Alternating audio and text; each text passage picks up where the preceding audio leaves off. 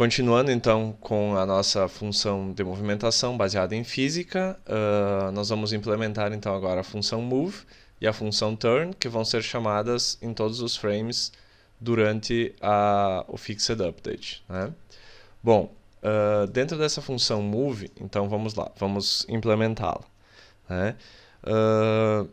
Nós precisamos criar então um vector 3, opa, tudo junto. Vamos chamar ele de movimento, né? Vai receber, aliás, antes disso, deixa eu mostrar para vocês de onde eu tirei essas funções, né? Sempre bom mostrar de onde vêm as coisas para não achar que as coisas vêm do nada, né? Bom, como eu tinha mostrado para vocês lá no manual do Rigid Body, né? Vamos acessar ele de novo, vamos clicar aqui. Ele vai abrir então o manual do Rigid Body e nós temos o manual que explica as coisas, né? E nós temos a parte do scripting que mostra como eu uso as funções dentro da programação. Então vamos botar aqui de novo Rigid Body. Acho que eu escrevi errado. Rigid Body. Então dentro aqui do Rigid Body nós temos então algumas funções aqui embaixo. Métodos públicos, nós temos move position e move rotation, né? Move o rigid body para a posição e move rotation rotaciona o rigid body para rotação. Então são essas as duas funções que nós vamos usar, essa no lugar do transform.translate, que a gente usava para mexer o tanque, e essa dentro do transform.rotation, que a gente usava para movimentar o tanque, né? Então essas duas funções é as que nós vamos usar no lugar daquelas. Então aqui dentro nós temos exemplos, né? Notem que ele usa dentro da fixed update, né? Ele não usa dentro da função update, que foi aquilo que eu expliquei para vocês primeiro, né? E ele tem alguns exemplos aqui onde ele usa, olha, notem que ele faz a mesma coisa que a gente fez. Na função start ele já cria uma variável chamada RB e ele pega o rigid body do objeto ao qual ele está usando esse exemplo, né? E na fixed update, então ele usa rgb.movePosition.transform.position, que é a posição inicial dele, mais esse transform.forward, que é um vetor para frente, né? A gente já tinha utilizado ele uma vez, vezes, e ele multiplica pelo time.deltaTime, né? Então nós vamos criar algo parecido aqui, e aqui nós temos então essa é a move position, e nós temos a move rotation aqui também, que ele explica como utilizá-la, né? Dentro da função start, e nós temos então a fixed update. Essa é um pouquinho mais complicadinha, mas o importante é vocês entenderem mais ou menos como ela funciona e saberem que existem exemplos que vocês podem se basear para criar, para estar utilizando essas funções quando vocês precisarem, certo? Bom, vamos continuar lá então. Aqui, vector 3, movement. Então ele vai receber o que? Ele vai receber aquele vetor para frente, né? O transform.forward, que esse daqui na verdade nada mais é do que transform.forward é 0, 0 e 1, né? Ele vai para frente no z. Vezes, então nós vamos multiplicar vezes o valor do vertical axis input, ou seja, se esse valor for 1, ele vai multiplicar por 1, então ele vai ir para frente.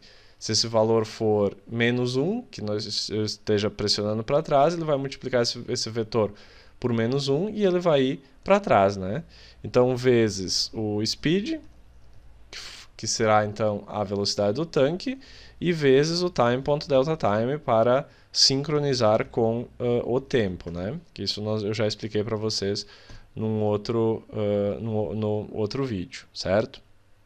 Bom, então aqui nós temos que só criamos esse vetor e agora nós temos que aplicar esse vetor então com a função movePosition. Então rb.movePosition, estão as duas aqui, movePosition e moveRotation.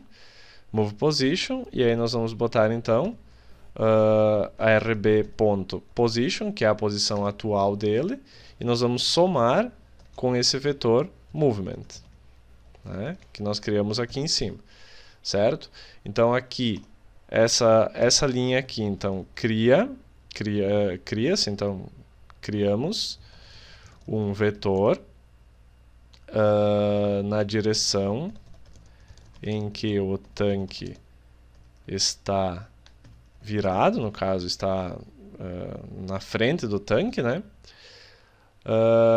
E somamos, aliás, a soma é feita embaixo, né? Criamos um vetor na direção em que o tanque está virado e multiplicamos pelos valores do input, do eixo, né? Do input do eixo e pela velocidade. Certo? Mais ou menos isso que a gente faz. E aqui então a gente aplica esse movimento somando o vetor criado com a posição atual do RB, do Rigid Body, né? Que no caso é a posição do tanque, certo? Então aqui a gente vai movimentar ele na vertical e, aliás, para frente e para trás. Se eu salvo isso e eu volto aqui para o script, aliás, temos que trocar agora então o script que estava, né? Deixa eu pegar aqui. Só esperar ele. Então nós temos que tirar o tank script, eu vou remover esse componente, remove component, né? E eu vou colocar então o tank movement, que foi o script que eu estou criando, que é o script que eu estou criando agora, né? Então nota que ele pede speed aqui de novo, vamos botar, sei lá, um speed... aqui o speed pode ser um pouco mais baixo, vou botar 5, e aqui turn speed eu vou botar, sei lá, 100, eu acho que é uma... Só que ele não vai estar virando ainda, tá? Ele só vai estar indo para frente e para trás por enquanto. Vamos fazer o teste então. Ó, nota que ele vai para frente e ele já está colidindo bem melhor com a parede, né? Aliás, ele ainda está deslizando, mas isso é por problemas de tamanho que nós vamos ajeitar depois. Mas ele já está indo para frente e para trás, só para provar que isso funciona, ok?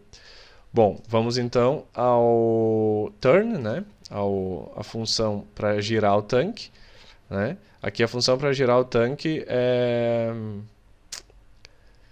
Nós vamos usar então aquele valor...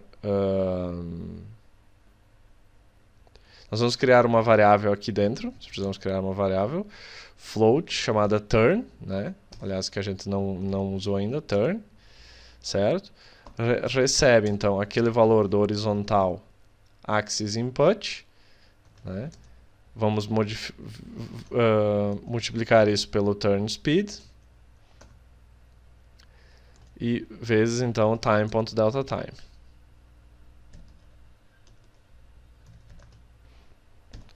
Certo?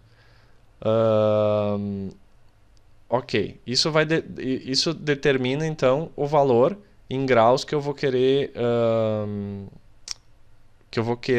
girar o tanque, tá?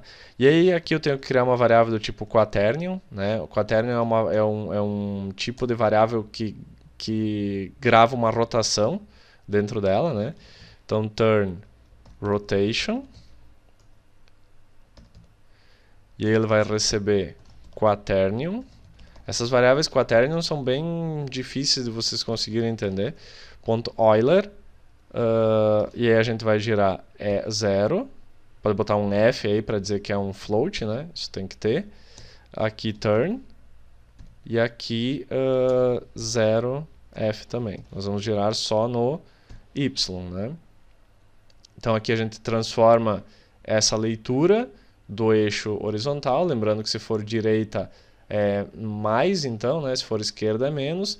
Então, se for direita, por exemplo, é mais 1 vezes o turn speed que a gente botou 100 lá, eu acho, então é 100 vezes o time.deltaTime, né? Então aqui a gente transforma isso num vetor de rotação, que é do tipo quaternion, né? É um pouquinho difícil de entender isso, mas o importante é que vocês tenham uma função pronta para executar esse tipo de coisa caso vocês precisem, né? E aí aqui então a gente bota rb.moveRotation, e aí a gente vai criar o rb.rotation. Aliás, nós temos que somar, da mesma forma como a gente fez nessa linha aqui em cima, né? A gente pega o move position, a gente pega a posição atual dele mais movement, né? Então aqui a gente pega a rotação atual mais turn rotation, né? Que foi o que a gente criou aqui embaixo. É o mesmo princípio nas duas funções, tá? Vamos comentar aqui então que esse aqui determina o número em graus da rotação baseada no input. E aí na multiplicação vezes o turn, e na multiplicação pelos valores quais são os valores? Multiplicação pelos valores turn speed e time.delta time. Tá. Aqui então a gente cria a rotação no eixo Y. E aqui a gente então aplica a rotação no rigid body do tanque. Beleza. Então agora a gente salva isso aqui. E vamos lá na Unity testar, ver se isso está funcionando. Dar um playzinho, ele está dizendo que tem algum erro aqui. Caso isso aconteça e ele diz que tem algum erro, o erro aparece aqui embaixo. É uma coisa que eu não fiz ainda no meu projeto, mas eu já fiz com alguns de vocês quando dava erro, conforme a gente ia fazendo os testes, tá? Enfim, vamos ver então aqui, isso pode ser visto aqui no Help, aliás no Window General Console aqui, ó, Shift Ctrl C. A gente consegue ver os erros aqui, né? Então vamos dar 2 cliques nesse erro, ou ele aparece aqui embaixo, ele abre na mono e ele diz aonde que está esse erro, né? Aqui ele está dizendo que está aqui embaixo. Ah, tá, sim, é que a gente não consegue somar esses vetores, a gente precisa multiplicar nesse caso aqui. Vetor de rotação a gente multiplica e não soma. Então vamos salvar. E voltamos para a Unity, assim que ele recompila, o erro deve desaparecer. Demora um pouquinho, para ele pensar um pouco, pá, e aí o erro desaparece. E aí nós damos um play.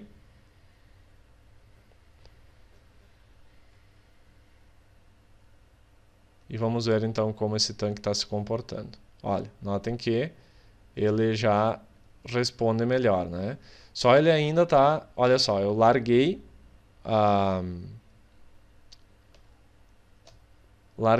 o teclado e mesmo assim ele continua fazendo uns movimentos bizarros depois que ele colide, depois que eu insisto um pouco em colidir contra uma parede, ele ainda faz esse tipo de coisa. Isso acontece, pessoal, por causa do tamanho, tá? Como eu estou aplicando forças nesse objeto, né, e ele é muito pequeno, olha, ele está bugando totalmente, ó, e ele é muito pequeno, então os dados físicos, a Unity tem uma certa dificuldade em lidar com ele porque ele é muito pequeno. Então o que a gente precisa fazer? A gente precisa ajustar o tamanho desse rigid body, desses elementos, para que as funções de física consigam operar de forma mais eficiente. Então nós vamos mudar algumas coisas nesse tanque. A primeira delas é a seguinte: nós não precisamos de todos esses colisores aqui, a gente precisa só um. Então eu vou pegar esse colisor aqui do tanque, vou clicar aqui em Edit Collider, daí notem que eu tenho os pontos aqui para poder puxar ele.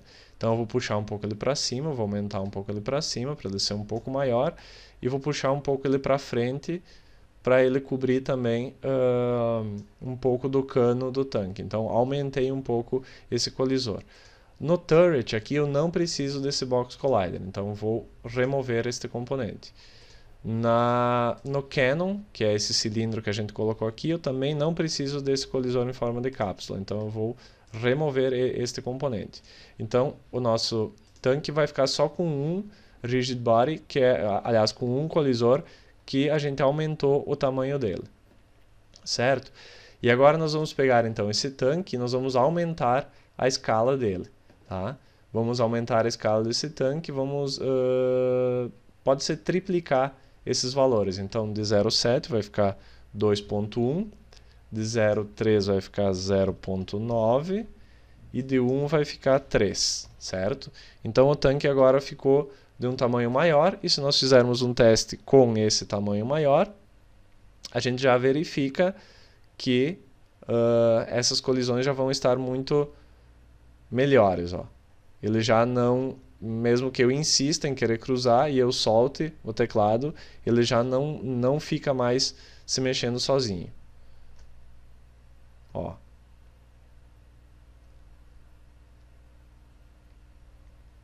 Ok? Então, desse modo, eu consigo então melhorar esse aspecto. Talvez tenha que botar um pouquinho mais de força na movimentação também para ele não...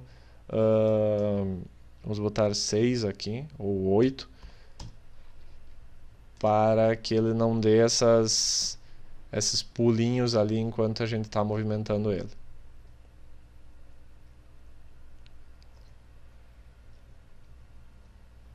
Certo? Assim eu consigo então melhorar. E agora eu preciso então aumentar também o tamanho do cenário para que ele fique de acordo. Isso eu vou deixar para que vocês façam, enquanto eu vou fazer isso também, e no próximo vídeo a gente continua com as implementações necessárias. Vamos aumentar o cenário também em 3 vezes também, né? Então eu pego aqui, por exemplo, o plano e vou trabalhar no scale X, eu vou botar 3, e Z eu vou botar 3 também, e agora eu só preciso então ajeitar as paredes para que elas se adequem e mover a câmera também um pouco para cima e para trás, de modo a reorientar nesse espaço, nesse novo espaço que acabou de ficar maior.